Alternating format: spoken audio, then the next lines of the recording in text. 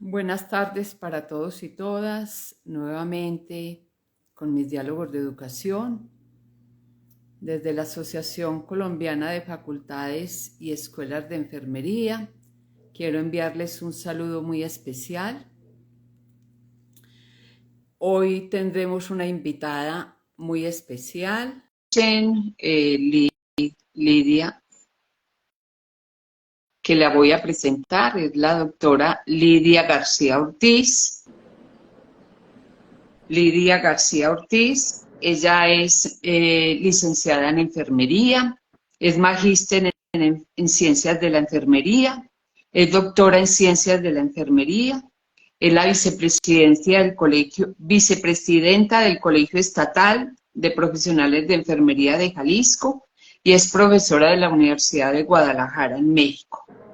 Hoy el tema que ella y yo vamos a tratar es la evidencia científica y su uso en la práctica educativa. Muchas gracias, doctora Lidia, por estar aquí conmigo en este espacio, y si quiere enviar un saludo lo podemos hacer antes de iniciar las preguntas. Saludo aquí a Jimena, GH012, y a Lescaso07, y a Carmen desde el Brasil. Bien, pues, doctora Lidia, tiene la palabra. Muchas gracias, Saludo. María del Carmen, muy buena tarde. ¿Me veo y me escucho?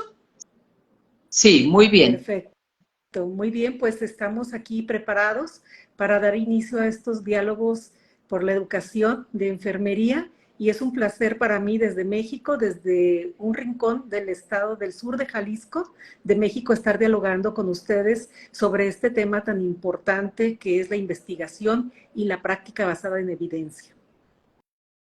Bueno, muchas gracias, doctora Lidia. Entonces vamos a iniciar con la primera pregunta. ¿Qué son las evidencias científicas? ¿Cómo las podemos definir o qué son?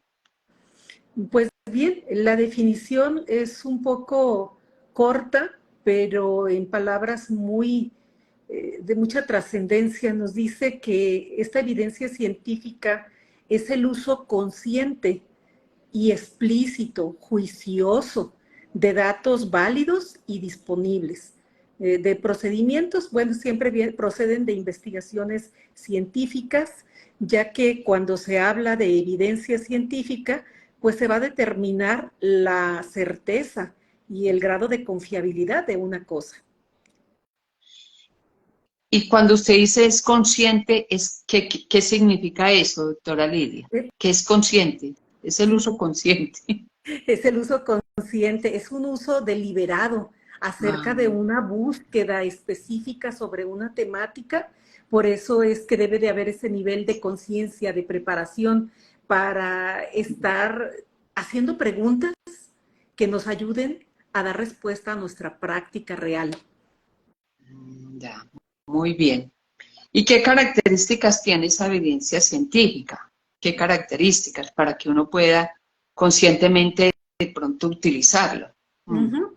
Pues bien, sería, aparte de ese nivel de conciencia, sería que debe de ser explícito, es decir, que va muy de la mano con un rigor de investigación sistemático. Es decir, que lleva un proceso para poder gradar estos niveles de evidencia para que puedan ser replicables, así como pueda ser replicable en una área específica de un país, pueda hacerlo para el resto o inclusive extrapolarse para situaciones internacionales. Entonces, así creo que lo resumiría, estas tres características: explícito, sistemático y replicable. Explícito y replicable. Es decir, yo lo puedo replicar en otras partes. Así ¿Y es. podría aumentar esa evidencia o no? Si lo replico en otros lados, encuentro que eso sí es cierto, que es certero. Así es. Podemos aumentarlo, y esto viene a darle fortaleza las investigaciones.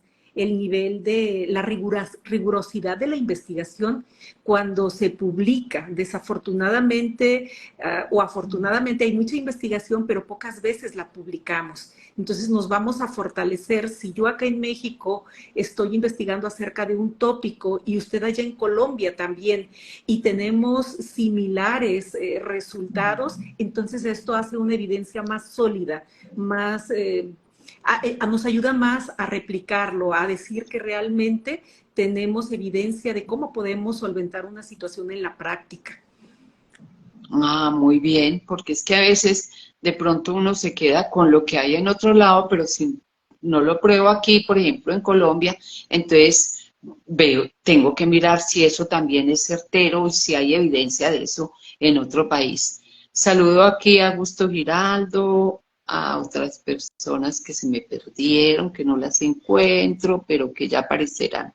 Bueno, otra preguntita importante es, ¿qué pasos se siguen para uno buscar esa evidencia científica? ¿Dónde la busco? ¿Cómo hago? ¿Cómo la replico? Bueno, ¿qué pasos puedo seguir yo? Muy bien. Básicamente son 4 pasos. El primero sería hacer la pregunta correcta.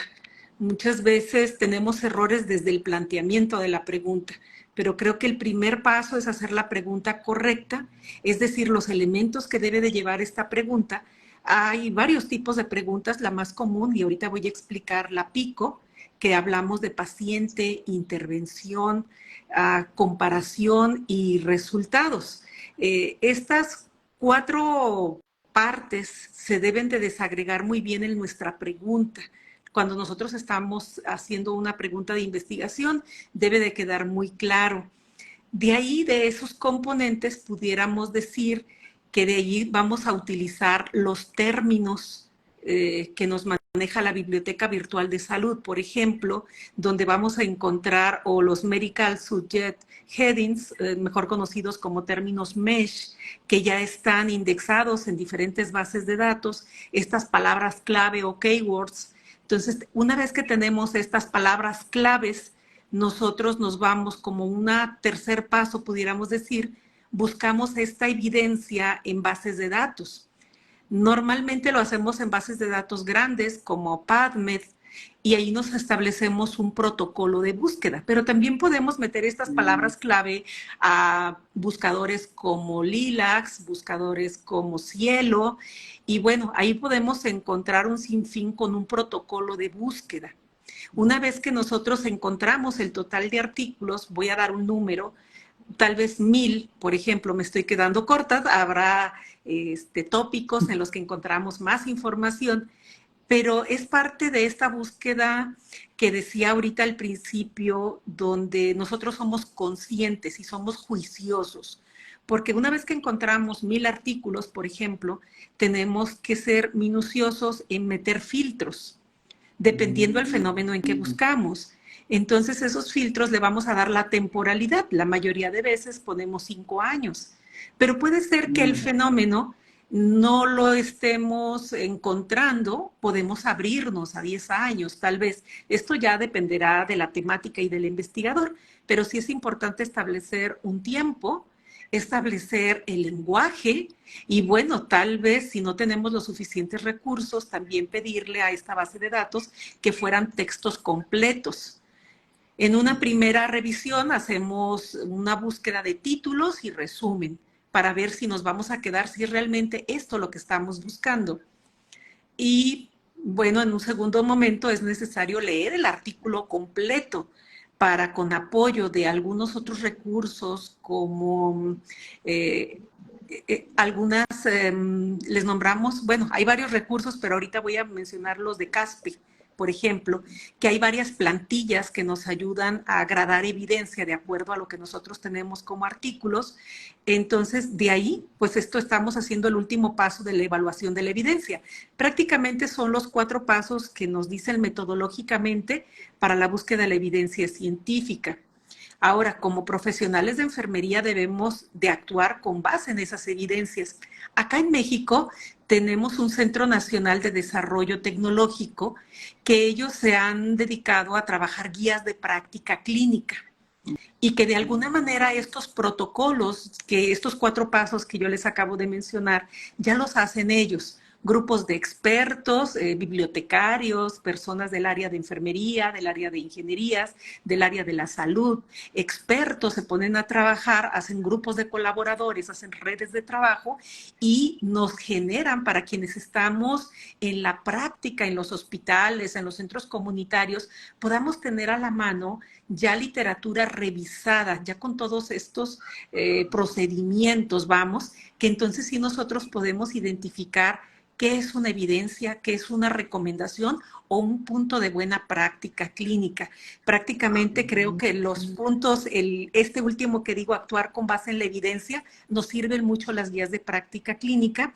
Y bueno, viene todavía otro punto deseable, ¿verdad? Que sería pues evaluar nuestra práctica clínica. Doctora Lidia, y entonces las guías de práctica clínica allá están hechas es en base, según lo que usted nos acaba de comentar, a ese centro que las elabora con base en la evidencia para que sean utilizadas en la enseñanza.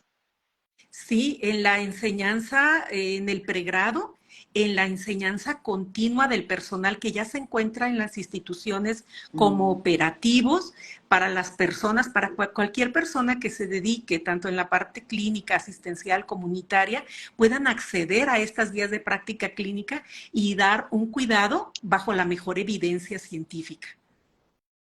Ah, qué bueno, porque eso entonces ayuda a ese proceso de enseñanza-aprendizaje de los estudiantes. Voy a saludar aquí a unas personas y ya Sí, continuamos. claro. Jimena, espere un momentico, Clema Sofía, Jimena y Marcela, Augusto, Marimonus, Diego, Santiago, Nazaré, Eli Ramírez, bueno, ahí vamos saludando a algunos. Muchas gracias por estar aquí con nosotros con este tema tan interesante, porque yo estoy aprendiendo aquí entonces que las guías clínicas son hechas a base de evidencia, no pueden ser hechas a base de otra cosa, y eso se utiliza mucho en la enseñanza hoy en día. Una cosa muy importante para que le sirve al profesor para que enseñe en base a evidencia, no en base a veces a suposiciones. Muchas gracias. Yes. Sí. Otra preguntita, ¿existen niveles de evidencia y cuáles se aplican en la práctica? Esos niveles, uno oye hablar que el nivel de evidencia es de uno, bueno, hay niveles de evidencias, he oído yo. Sí, gracias María del Carmen y gracias a todos los que nos escuchan con tanta ahínco en este momento de diálogo. Definitivamente sí hay niveles de evidencia. Ahorita yo voy a mencionar uno que es una escala de Shekele y bueno, nos habla que hay evidencia alta, una evidencia moderada, baja y muy baja. Esto se refiere a la calidad. Son 4 momentos, como por así decirlo, de calidad. Esta calidad de la evidencia indica hasta qué punto nuestra confianza, podemos tener confianza en la estimación de un efecto que permita ayudar a la recomendación. Entonces, esto es con base en calidad, 4 puntos. Sin embargo, también nos sugieren que hay fuerzas de recomendación, es decir, que indica hasta qué punto podemos confiar en poner en práctica la recomendación, que conllevará pues beneficios o llevará riesgos, ¿verdad? Y estas se van a clasificar en letra A, B, C y D. Entonces también podemos identificar en las mismas guías de práctica clínica o muchas veces en artículos de revisiones sistemáticas, los autores nos agregan una tabla ahí y nos graban la evidencia científica de lo que están concluyendo estos autores. Y pues bueno, vamos a encontrar que algunos autores coinciden con los resultados y las recomendaciones, es decir, que están llegando a puntos más altos de calidad de la evidencia y de la fuerza de recomendación. ¿Y eso por qué las clasifican ahí, por ejemplo, en A, B y C? ¿Porque tienen más certeza, ¿Han hecho más investigaciones sobre eso o por qué? Así es. Mira, por ejemplo, ahorita me recuerdo algo que estaba trabajando en la mañana, que es justo una guía de práctica clínica que usamos en enfermería para el control prenatal. Y, por ejemplo, en la guía de Ya, práctica clínica hay un ejemplo que me habla en una alta calidad de la evidencia y muy fuerte, muy recomendable, y decía que fumar durante el embarazo puede producir complicaciones a la madre, tales como la ruptura prematura de membranas y placenta previa. Y para el feto, pues puede presentar prematurez. Entonces, nosotros esto me ayuda a identificar yo como enfermera que debería de sugerirle a mi paciente, recomendarle, platicar con ella, sensibilizarla de la importancia de no fumar durante el embarazo, porque existe un alto grado de calidad y de recomendación. Y también, por ejemplo, hay recomendaciones, déjame decirte, María del Carmen, y a todos los que nos escuchan, que hay recomendaciones importantes, pero las recomendaciones dentro del nivel de Shekele o de la escala de Shekele están en el nivel 4, son tomadas en cuenta, pero son recomendaciones. Mira, por ejemplo, también de esa misma guía de práctica clínica, hablaba de un panel de expertos sobre salud reproductiva en adolescentes embarazadas y decía que estas adolescentes embarazadas con diabetes tipo 2, lo publicaba el Instituto Nacional de Salud, mencionaba que se debería de considerar el cambio de hipoglucemiantes orales a insulina para el control de la glucosa y así evitar efectos teratogénicos en el feto. Entonces, te fijas qué importante recomendación, pero entonces aquí el clínico, la enfermera, pues bueno, sabemos que nosotros no prescribimos el hipoglucemiante oral o el cambio a insulina, pero podemos hacer una recomendación y podemos estar ahí atentos al cuidado de nuestra paciente. Es una recomendación importante. Valdría la pena ser muy juiciosos en la aplicación de esta recomendación, ya que es nivel 4 por ser recomendación. Entonces, si te fijas, en las guías de práctica clínica vamos a encontrar eso, las que tienen un nivel alto de calidad y de recomendación y las que tienen un nivel bajo. Sin embargo, es información que cura. queda claro, y que debemos estar atentos a todo eso. Por Así eso, es. tanto que sea de nivel alto de calidad como de recomendación, pues cuando a uno le recomiendan algo es porque le previenen y en hacer esa prevención. Y eso es importante que lo conozcan los estudiantes y se les enseñe, Así es. porque ellos pasado mañana son los enfermeros que van a atender y entonces ayudarán a que eso que están escuchando, que están oyendo, que están estudiando, pues lo apliquen en su práctica y poder tener una mejor calidad de vida de las personas. Sigo saludando aquí a Jackie F10, a Jonathan Trismegis, que es Jonathan, ¿cómo está? John, y a Consocialudes, que se acaban de unir. Muchas gracias por estar, a Nazaré, a Santiago, a Diego y a todos los que se han unido. Pues esas son cosas muy importantes que no se conocen, porque no las hemos dado a conocer mucho en relación a que la evidencia científica se debe enseñarle al estudiante, cómo busca la evidencia, cómo mira esa evidencia y cómo la aplica en la práctica. Y lo mismo a las enfermeras ya después de que ya han salido de la universidad. Entonces, una cosa muy importante para que la apliquen en la práctica. ¿Cuáles son las barreras o limitantes que uno a veces se encuentra al aplicar la evidencia científica? ¿Cuáles serían esas barreras o limitantes o no las tiene? Sí las hay, María del Carmen, sí las hay. Y bueno, reconocer esas limitantes no nos hace menos, creo que nos da las fortalezas para buscar las maneras de cambiar estas áreas de oportunidad. Yo te puedo decir desde mi muy particular punto de vista que como obstáculos puedo reconocer la falta de conocimientos y habilidades sobre la práctica basada en evidencias. Definitivamente hay concepciones dentro de los profesionales, de los propios profesores, concepciones erróneas o actitudes negativas acerca de la investigación y del cuidado basado en evidencia. no se cree que la práctica basada en evidencia pueda dar resultados positivos. Que la forma tradicional de cuidar, vamos, a veces hay esa resistencia al cambio, falta de tiempo y recursos, recursos de conocimientos y recursos también de equipo y de acceso a Internet para buscar y evaluar evidencias. Sobrecarga de pacientes pudiera ser también una limitante ya en la práctica, limitaciones organizacionales, quiero referirme a hospitales, a instituciones. Sabemos que el cuidado institucionalizado demerita mucho la calidad del cuidado por tantas rutinas que existen dentro del personal. También pudiera verlo como limitante las limitaciones, la falta de apoyo o incentivos administrativos para los profesores, para las personales que ya están en contacto con las personas.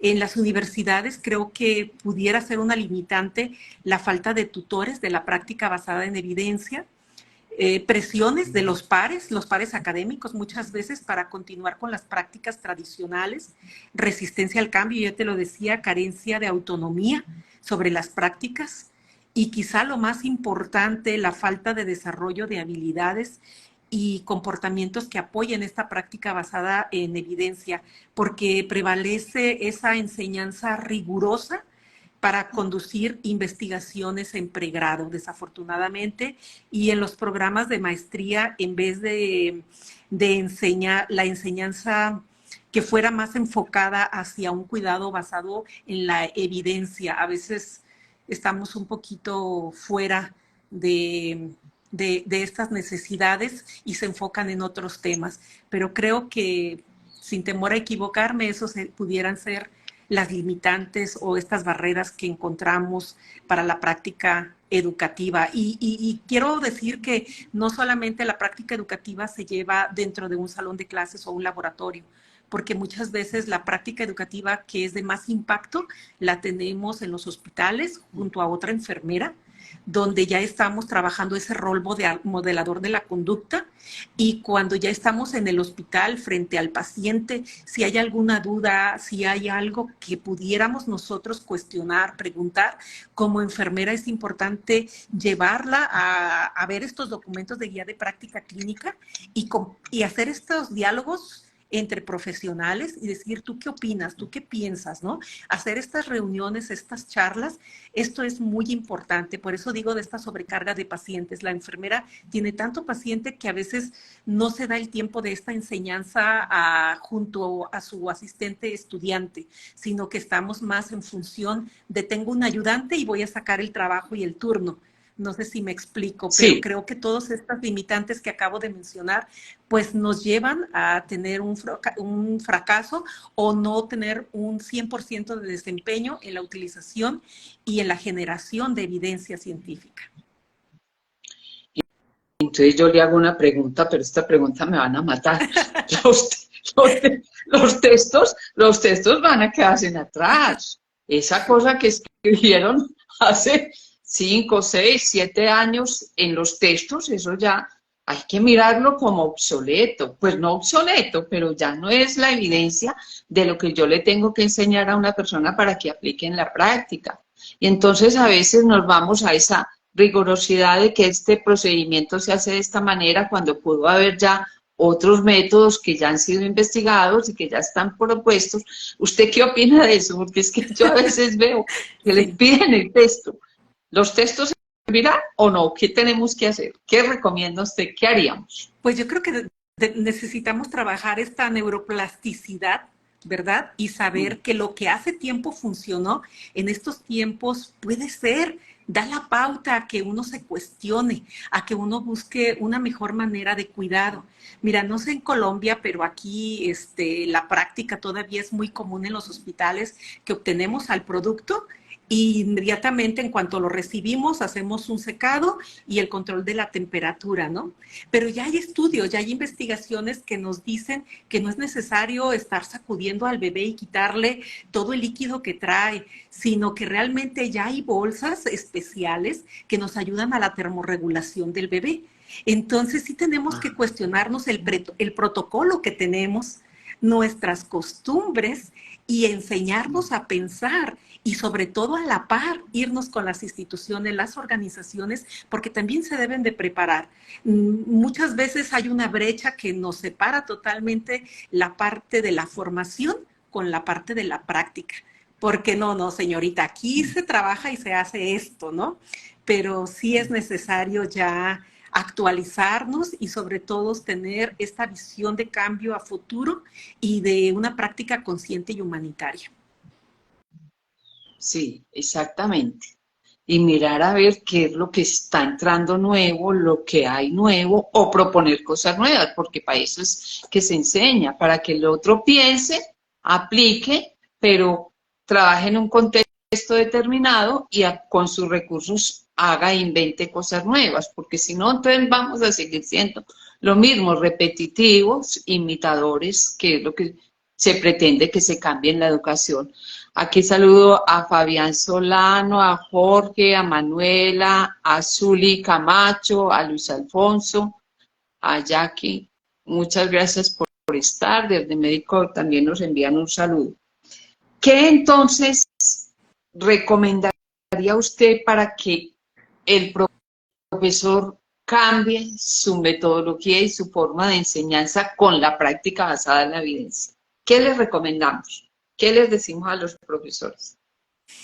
Bueno, es muy buena pregunta, María del Carmen. Si partimos de la premisa de que el propósito general de la formación de estudiantes de enfermería en el pregrado es formar enfermeros para desarrollar prácticas generalistas de cuidado a las personas o a los grupos de personas en el contexto de salud o de enfermedad, entonces desde mi muy particular punto de vista, yo sugiero que se deben de modificar los currículum de las universidades. Estos deben de apuntar a que se desarrolle precisamente las competencias necesarias como para que los profesionistas desarrollen prácticas de cuidado integral de mayor calidad, aunque los egresados conozcan los principios y métodos básicos de la investigación, el enfoque de estos no debe de ser para la generación solamente de nuevo conocimiento, sino para responder a preguntas clínicas que les permita identificar y evaluar las mejores prácticas del cuidado. Fíjate, en ese sentido, pues yo sugiero que los docentes de enfermería, pues realmente sean enfermeros y más del 60%, si me atrevería a decir. También es importante la inter y la multidisciplina con otros profesionales afines. También sugiero que existan tutores clínicos, ya que ellos, clínicos o comunitarios, pero ellos son pieza clave para generar una cultura que apoya la práctica basada en evidencia, para ayudar al estudiante desde el pregrado a introyectar que como profesional, qué es lo que van a hacer, cuál es su rol, cuál es su papel como profesionales, ya que los hallazgos, lo que encontramos en la investigación, en la evidencia, pues requiere también de un estilo de organización y de gestión. Eso es también un punto clave, la organización y la gestión de los servicios de salud, ya que nos ayudan a posibilitar esta realidad. ¿A qué me refiero? No solamente con tener esas ganas, esa voluntad, esos recursos, sino que también necesitamos esta organización y gestión sistemática para poder entenderlo, pero ahora sí que sea como una práctica consensuada, ¿no? Algo que también quisiera resaltar, María del Carmen, son los retos que tenemos.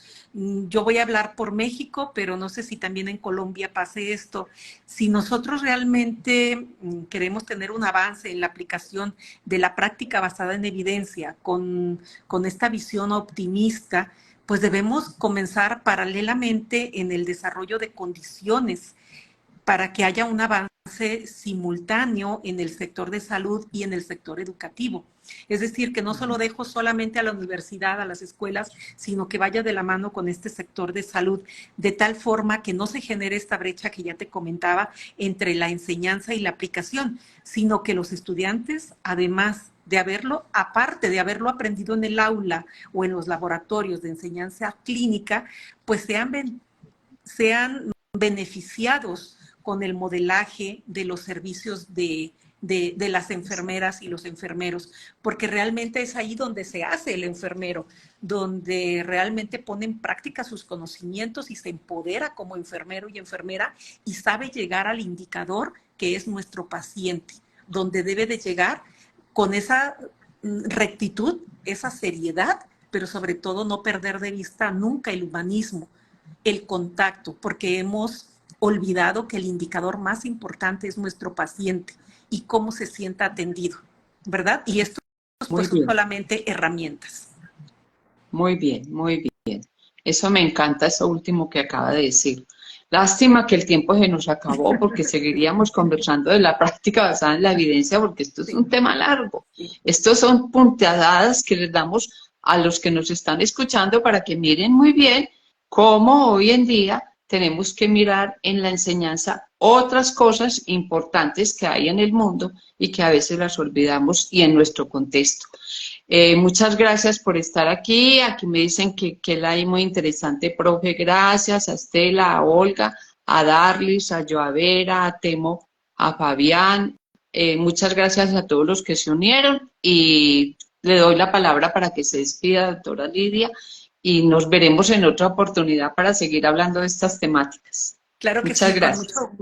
con mucho gusto agradezco a todos los que han estado atentos a este live y todos esos corazones que nos envían desde México. Les decimos que les enviamos también un abrazo, un saludo fraterno y estamos aquí a la orden. Que tengan muy bonita tarde. Gracias.